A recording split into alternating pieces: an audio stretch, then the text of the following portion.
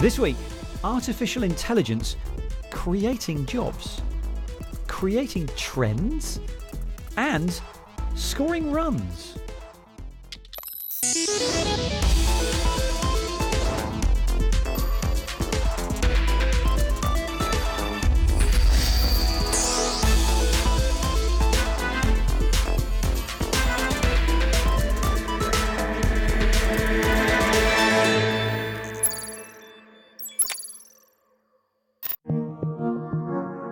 AI.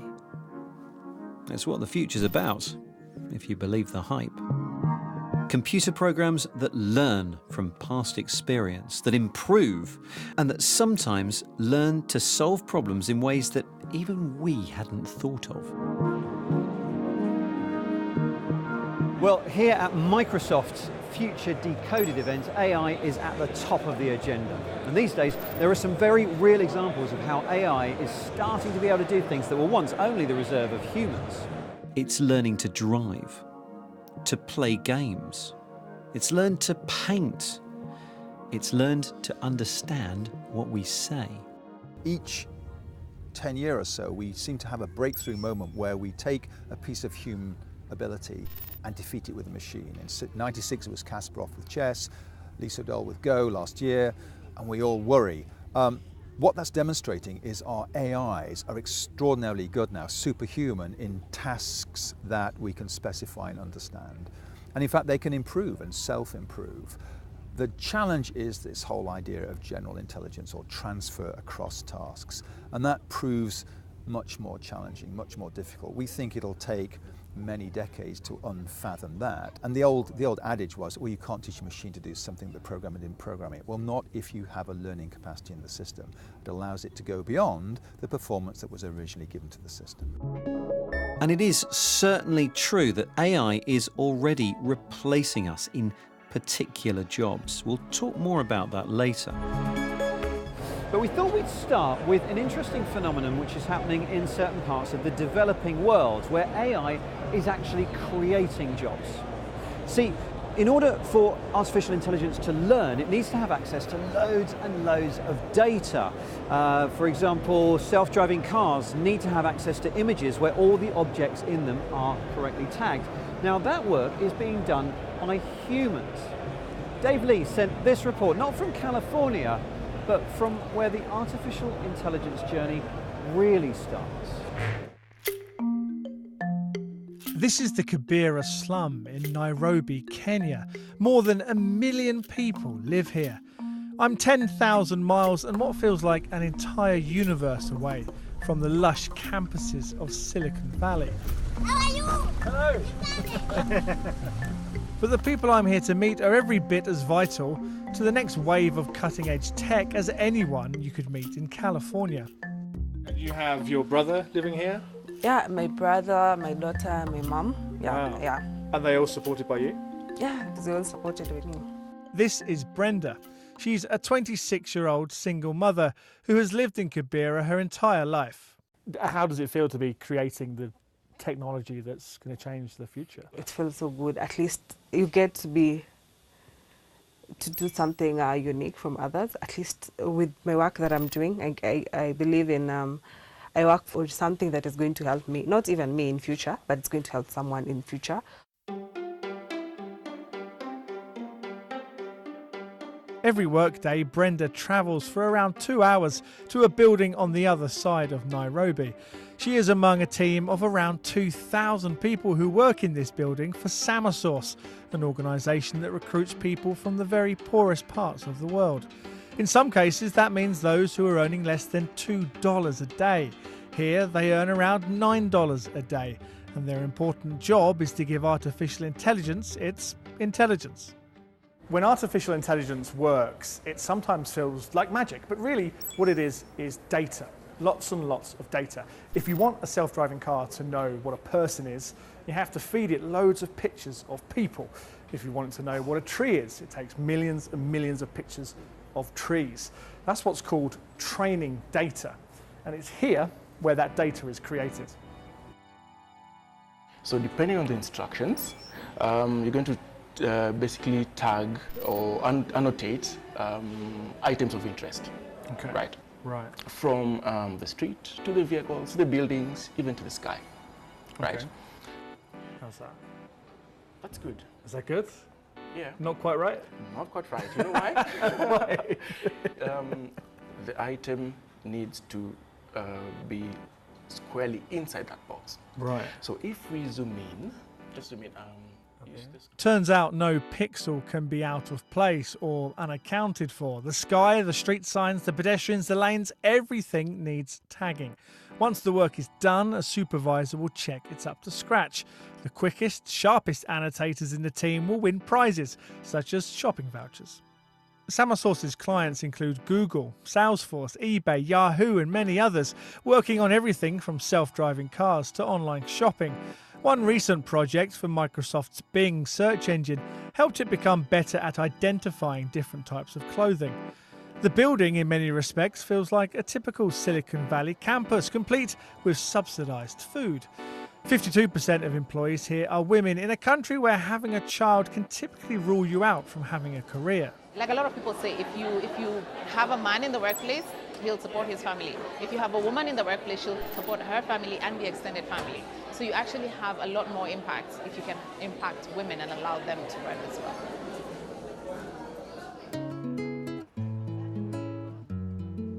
While most of their employees are, of course, in the developing world, the company's headquarters can be found in San Francisco's Mission District. When I first started this business 10 years ago, very smart people in the tech world and in the world of big philanthropy said that this was a wonderful idea, but that it would never work. Lila touts her company's record on quality and security as reasons why tech firms come to them. But of course, there is a very obvious reason why these tasks are outsourced to places where wages are rock bottom and people are desperate for work. Some of your clients are the biggest, richest companies in the world. Can they not afford to pay more than $9 a day for this work? We make a guarantee to every single worker at Samasource that they are paid a living wage. If we were to pay people substantially more than that in some of the markets that we're in, we would throw everything off, and that would have actually a potentially negative impact on the cost of housing, the cost of food, et cetera, and the communities in which our workers live and thrive. So for us, we're on average increasing our workers' household income by over 500%. That impact can be seen right in the heart of Kibera, where lessons in basic digital literacy are run by Samasource at a location within the slum. The people who take these jobs often do it for only a couple of years, but it's a starting point for much better things. It has changed my everything. It has changed my perspective. It has exposed me to see there's hope beyond just living here. Like I have shifted. I was living, such houses, but right now I'm living at a good place. Yeah. Where So it's just improved your quality of it has life improved. completely. Sure.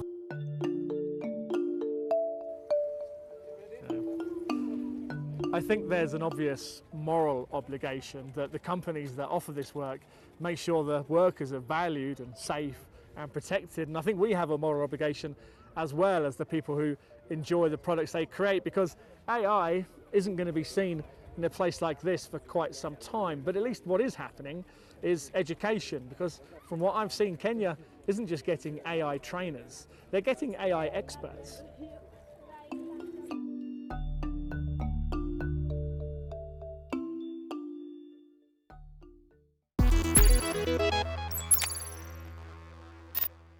Hello and welcome to the Week in Tech. It was the week that Apple nearly sent us to sleep when it announced its new super expensive great big iPad Pro, better spec MacBook Air and Mac Mini. Oh, sorry. UK police in the West Midlands grounded its own DJI drones when a fault was identified that made them fall out of the sky. DJI said that it was thoroughly reviewing reports of power issues. And Google staff across the world have staged a massive walkout over lenient treatment of sexual misconduct allegations in the company. Its chief executive, Sundar Pichai, has said he's fully committed to making progress on an issue that has persisted for far too long in our society. Norway's postman Pat may soon be out of a job. As an autonomous mail delivery robot is tested on the streets, the droid can travel around 6 kilometers per hour and drop off mail to 100 people per day. Unfortunately, it won't pop the post through your letterbox. Instead, an app prompts the recipient to retrieve the item from its robotic guts. And finally, tired of ordering a delivery and your food arriving cold?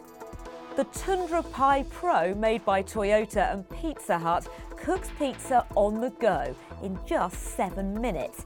So it'll be fresher and hotter on arrival. But is an autonomous chef really crustworthy?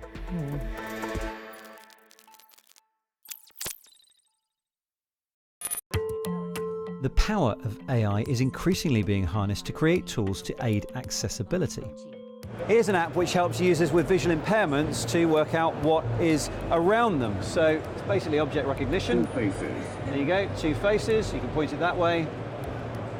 There you go. 3 faces. 3 faces. You can even program it to recognize individual people like me. Spencer Center 2 feet away. 2 faces. Yeah, he's also describing me when it says 2 faces. Shh, don't tell anyone. It's still under development, but this app does do objects, handwriting, and normal text too. Probably a close-up of a cell phone. AI. Maybe it should stand for assistive intelligence then. That's what this guy thinks. Joseph Sirosh is Microsoft's Chief Technology Officer for AI, and I caught up with him a few weeks ago for a refreshingly honest take on the technology. Someone once said to me, intelligence is what we use when we don't know what to do. And I think that's the best description of intelligence I've ever heard. And my favorite definition of artificial intelligence is it's the opposite of natural stupidity. There's plenty of that in the world, isn't there? Yeah. But what is artificial intelligence and what is just data crunching, is just looking at lots of historical data and processing it really quickly and looking smart?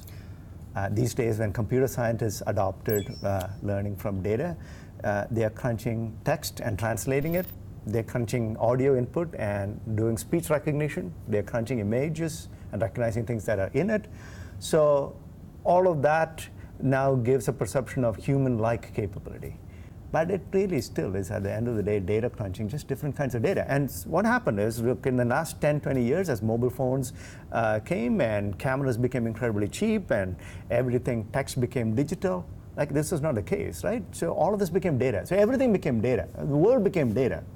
And so now, when you do crunching on that, well, then it starts to look very incredibly smart and intelligent. And so good, you've got pretty high standards. I like that. What would a system have to be able to do for you to say that is actually artificially intelligent? To be able to do really complex reasoning with it, right? And like humans do, and be able to do so in the face of uncertainty. And do things like one-shot learning, instant learning. I have to see a thing only one time, and I know what it is, and I know how to react to it. And even the smallest of living things seem to know how to react to things they encounter. And that is the kind of thing that I want to see. Do we have anything like that yet? No. I mean, I don't think we have even achieved the abilities of an ant. I mean, we have the computational power to simulate the equivalent of their neural systems, but we haven't figured out how an ant navigates in the world and really survives in an uncertain environment and reacts to all kinds of stimuli. And creatures that live on a planet have evolved over billions of years. And not through teaching, not through schools of AI, they've evolved in a very variable world. And that's led to intelligence. Even the smallest creatures have intelligence. I think when I see something like that starting to emerge, maybe then I'll start believing in the specter of artificial intelligence. Until then, it's just software. Until then, it's just machine learning. What is your job title? It is called the CTO of AI. I know. Okay.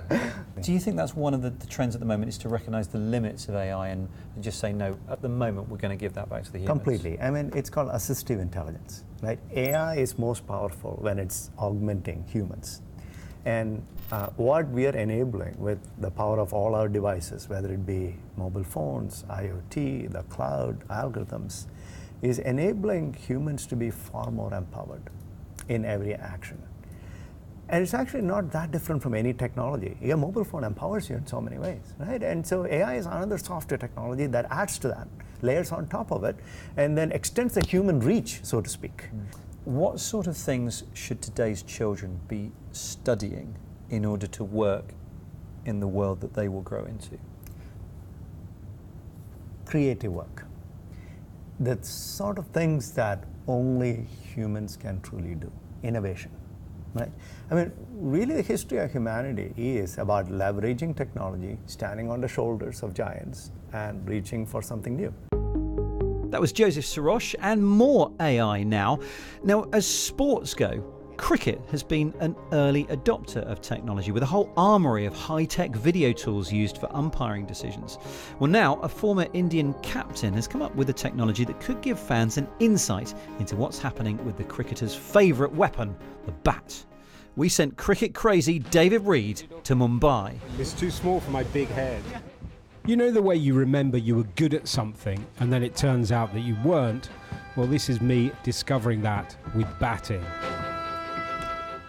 Luckily, Indian cricket legend Anil Kumble was on hand to show how it ought to be done. The most important factor for any batsman is the bat speed, and then how much twist at the time of impact, and the quality of the shot itself. You know, how close is it to this particular sweet spot here? Bat speed, twist, and how close you are to hitting the sweet spot are now measurable thanks to a new artificial intelligence technology, PowerBat. It's been developed by Kumble's company, Spectracom. At the heart of the system is a clever sticker on the back of the bat. Hidden under here is this, and this is a cluster of sensors. You have a Bluetooth aerial here. There also includes a gyro sensor, which measures the twist of the bat, the angle of the bat through space, its velocity as well. There is also a sensor for vibration, so you can detect where the ball is hitting in approximation to that all-important sweet spot. The sticker sends those measurements for the speed, the twist, the quality of the shot, and they're then combined to calculate the power. It's essentially the energy you get into the shot.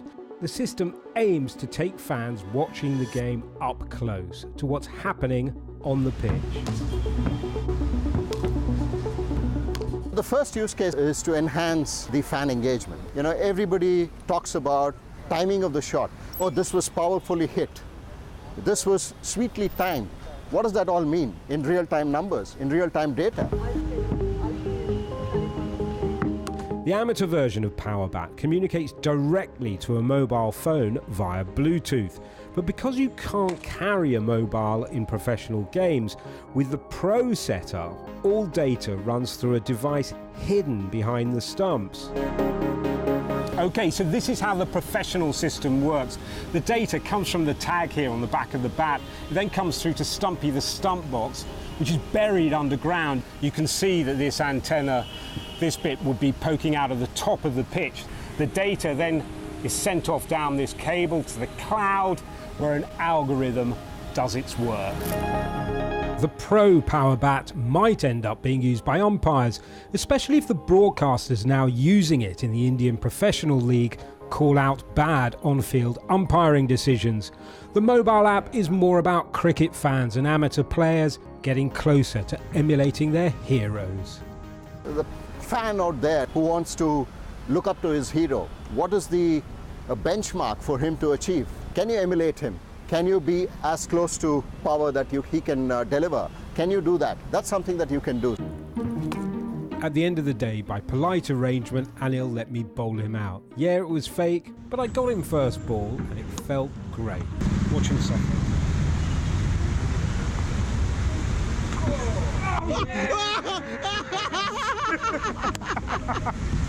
See, all you needed was just one ball. That was David Reed in Mumbai. Now, we've all had our embarrassing fashion moments back in the day, apart from me, fortunately.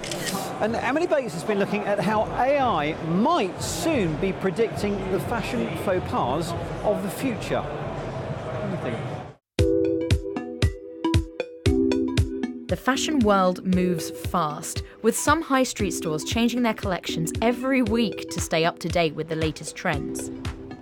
Here in the UK, it's estimated that we throw out over 300,000 tonnes of clothing every year. That's 1.5 billion t-shirts.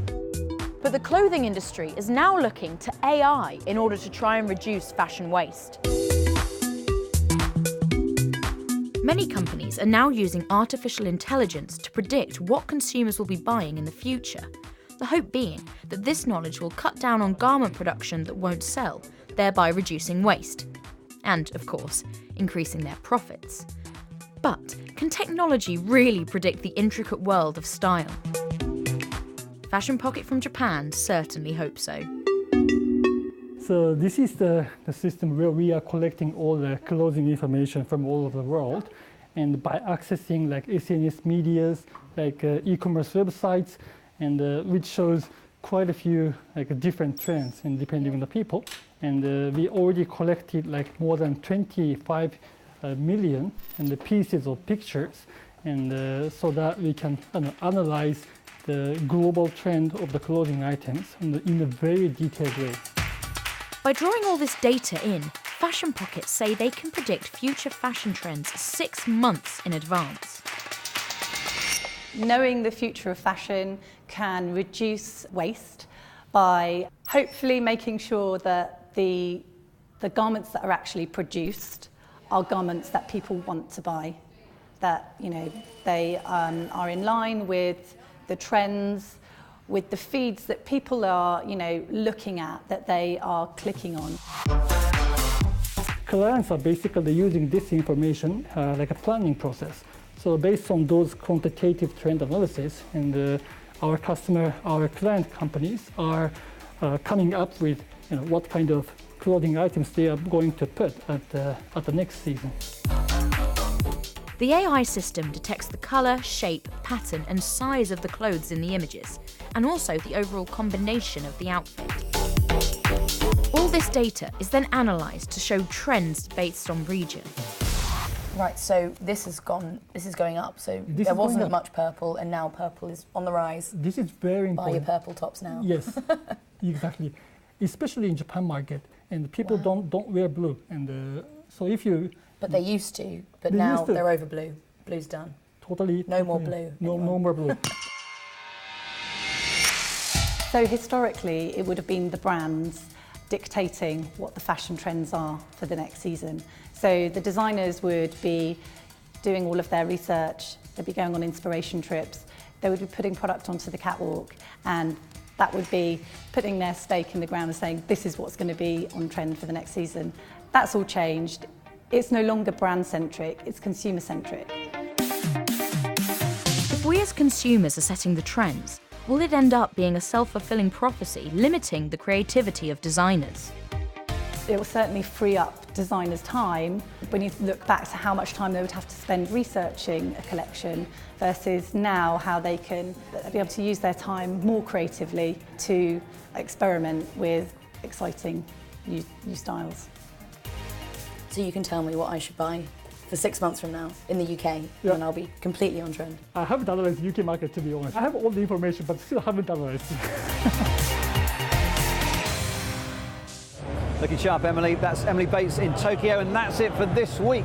Don't forget, we are all over social media. We live on Facebook and Twitter at BBC Click. We're also on Instagram at BBC Click, and we're on YouTube too. Don't forget the YouTube channel, youtube.com/guess what? BBC Click. You're right, we are everywhere. Anyway, thanks for watching, and we will see you soon.